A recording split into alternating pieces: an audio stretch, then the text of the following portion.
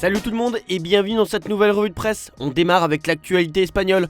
Joan Laporta s'est présenté à la Ciutat de la Justicia dans l'affaire Negreira et a affirmé ne jamais avoir connu José María Enríquez Negreira ni son entourage. Il a expliqué que les 7,3 millions d'euros versés par le Barça visaient uniquement à l'achat de rapports d'arbitrage et non à obtenir un traitement favorable. Laporta a précisé que certains rapports avaient été détruits tous les 5 ans, expliquant l'absence de documents pour sa période de présidence. Les anciens entraîneurs Luis Enrique et Valverde ont témoigné par visioconférence et ont confirmé qu'ils n'avaient aucune connaissance de ces rapports. À Madrid, tout passe par Mbappé, titre As. Kylian Mbappé manque cruellement au Real Madrid lorsqu'il est absent. Sa première absence de la saison contre City a montré le vide offensif laissé derrière lui, avec seulement un but de Rodrigo sur 16 tentatives. Mbappé a marqué 25 des 45 buts madrilènes, soit 56%, et transforme un tir tous les 4 tentatives, contre 16 pour ses coéquipiers. Les victoires du Real dépendent directement de sa présence. Sur les 15 matchs où il a marqué, Madrid en a gagné 13. Sans lui, l'équipe peine à trouver l'efficacité et la régularité devant le but. Sa capacité à créer et conclure des occasions fait de lui l'élément clé de l'attaque. Ce n'est pas la même histoire pour Endrick qui quittera le Real Madrid pour un prêt à Lyon en janvier. L'accord entre les deux clubs est en définitif, comme l'écrit As dans ses pages d'intérieur. L'apparition d'Endrick contre City a néanmoins montré son potentiel, mais sa situation ne changera pas malgré un éventuel nouveau coach. Lyon offre aux Brésiliens un temps de jeu conséquent, un entraîneur lusophone et la compétition européenne, ce qui lui permet de préparer la prochaine Coupe du Monde avec le Brésil. L'attaquant débarquera à l'OL sous la forme d'un prêt, tout le monde y gagne, Endrick progresse, Madrid sécurise son joueur et Lyon renforce son attaque. Pour être complet sur l'actu du Real Madrid, le club de la capitale espagnole traverse une période délicate avec une défense décimée par les blessures et des résultats en baisse. Insatisfait de son arrière-garde, le club cherche des renforts pour les prochains mercatos. Si Konaté, Upamecano et Saliba ont été étudiés, une nouvelle piste surprend. Selon la presse espagnole, le Real suit de près Jérémy Jacquet, jeune défenseur de Rennes. À 20 ans, le Français s'impose en Ligue 1 et attire déjà l'attention des recruteurs madrilènes. On bascule vers la presse catalane où Sport met en avant Hansi Flick et son envie de faire mieux avec son Barça. Le coach est frustré par le rendement de ses joueurs cette saison comparé à celui de l'année dernière. A commencer par un joueur en particulier, Hansi Flick a évoqué la nécessité pour Frenkie de Jong de s'améliorer après 4 matchs sans être titulaire, signalant que le plus important est que le meilleur joueur occupe le poste. Le Barça reste concentré sur chaque match, indépendamment du classement, avec l'objectif de maintenir la série de victoires. Pour Alejandro Balde, il est salué pour son potentiel et sa progression après blessure, tandis qu'Eric Garcia est loué pour sa polyvalence et sa stabilité dans l'équipe. Flick insiste sur la préparation et la performance collective avant tout, sans se laisser distraire par la position au classement. L'entraîneur allemand rappelle que le chemin est encore long et que chaque joueur doit montrer son meilleur niveau à chaque rencontre. Dans les résultats d'hier, Unai a brillé avec Gérone à Saint-Sébastien, avant de partir pour la Coupe d'Afrique, délivrant la passe décisive sur le 1 partout. Le Marocain a dominé le milieu de terrain en distribuant le jeu et stimulant son équipe malgré les erreurs et approximations de la première période. Sa performance a permis à Gérone de décrocher sa première victoire à l'extérieur de la saison.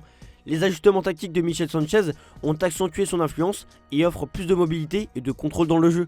Unai confirme son rôle central et sa capacité à changer le cours d'un match avant son départ pour le tournoi africain.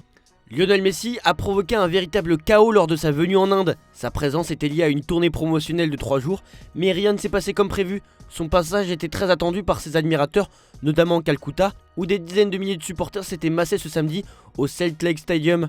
Le champion du monde argentin s'est contenté d'un rapide tour d'honneur sur la pelouse avant de quitter précipitamment le stade. À peine la Pulga a quitté la pelouse que des bouteilles et des sièges ont été jetés par des centaines de personnes sur la piste d'athlétisme. Des banderoles à l'effigie de l'ancien joueur du FC Barcelone ont été arrachées et les officiels sifflés. Lionel Messi serait resté bloqué quelques instants dans l'enceinte du stade. Les témoignages se sont ensuite multipliés, tous marqués par le même sentiment d'injustice. Nous sommes très déçus, mon enfant était très impatient de voir Messi. Je pense que c'est une arnaque. Quand Messi est arrivé, tous les officiels l'ont entouré. En France, on évoque un problème que rencontre le PSG de Luis Enrique. Privé d'Ousmane Dembélé, le PSG peine toujours à trouver un numéro 9 fiable dans le système de Luis Enrique. Plusieurs joueurs ont été testés à ce poste lors de la phase aller, sans solution durable ni réelle efficacité. Le profil exigé par l'entraîneur, mobile, créatif et décisif, ne correspond pleinement à aucun élément de l'effectif. Gonzalo Ramos, pourtant buteur régulier, souffre d'un rendement très faible lorsqu'il débute les matchs. À ce poste où d'autres se sont cassés les dents avant, comme Asensio ou Kolo Muani, Ramos est trop peu influent, Mayulu trop irrégulier, Lee trop prévisible, Doué trop effacé. Résultat, les buts parisiens viennent surtout des milieux de terrain, des latéraux et des ailiers. Le retour en forme de Dembélé apparaît comme la seule vraie solution à court terme.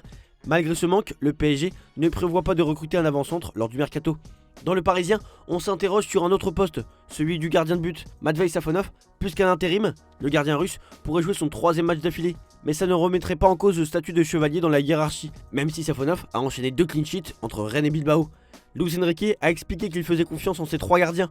En tout cas, Safonov a donné satisfaction et a quand même mis le doute dans les esprits, même si un changement de gardien titulaire n'est pas à l'ordre du jour. Côté résultat, pour son premier match, Ahmed Kantari débute par une lourde défaite avec le FC Nantes à Angers. Une défaite 4-1. Rapidement dominée, les Canaries encaissent un penalty. Malgré une réduction du score en fin de match, Nantes craque totalement dans les dernières minutes. La défense reste dépassée et l'équipe manque de réaction collective.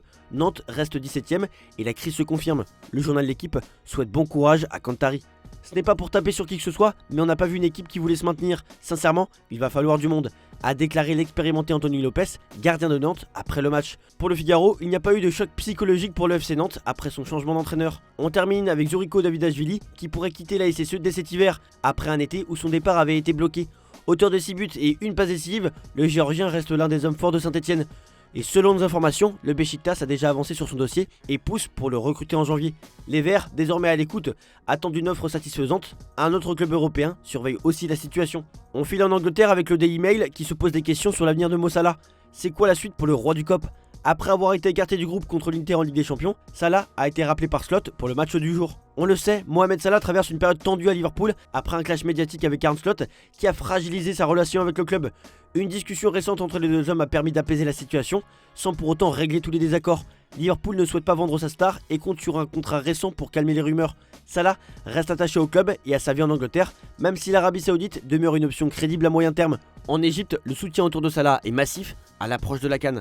Son avenir immédiat dépend surtout de sa capacité à retrouver la sérénité sportive à Anfield après le tournoi. Selon des sources au Moyen-Orient cette semaine, les Saoudiens pensent que Salah vaut de manière réaliste environ 115 millions d'euros, soit les frais qu'ils étaient prêts à payer pour Bruno Fernandes cet été. Al Hilal, Al Qadsiya et le nouveau club Neom seraient tous intéressés. Pour rappel, Liverpool a rejeté une offre de 170 millions d'euros d'Al Ittihad en 2023. Chez Arsenal, Mikel Arteta a lancé un défi à Gabriel Jesus pour qu'il devienne l'attaquant numéro 1 d'Arsenal après sa longue absence due à une opération au genou. Jesus est revenu lors de la victoire 3-0 contre le club Bruges, sa première apparition en 332 jours.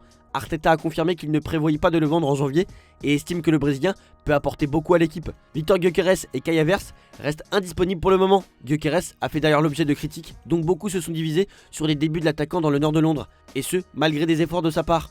Jusqu'à présent, le joueur de 27 ans a marqué 6 buts en 18 apparitions dans toutes les compétitions, loin du taux de réussite de près d'1 but par match qu'il avait la saison dernière avec le Sporting Lisbonne. Toujours chez les attaquants, mais à City, Pep Guardiola a salué la performance de Jérémy Doku lors de la victoire de son équipe contre le Real Madrid en comparant son style de jeu à celui de Vinicius Junior. L'ailier belge a régulièrement menacé la défense madrilène et reste redoutable près de la surface adverse.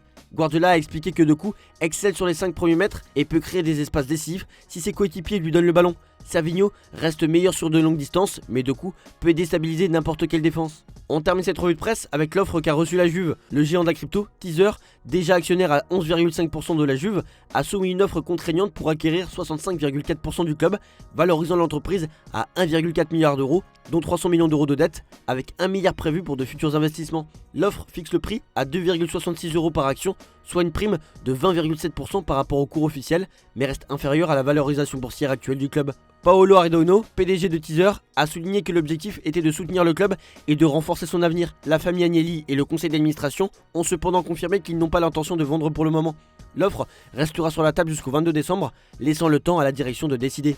A contrario, les dettes totales de Manchester United ont atteint un record de 1,47 milliard d'euros, incluant un emprunt de 120 millions d'euros pour financer les derniers transferts. Manchester United, sportivement, se maintient 6ème en première ligue et la masse salariale a été réduite de 56% à 52,5% des revenus. Voilà, c'est tout pour aujourd'hui. Bonne journée à tous, merci pour votre fidélité et on se retrouve demain pour de nouvelles vidéos sur Foot Mercato. Ciao ciao.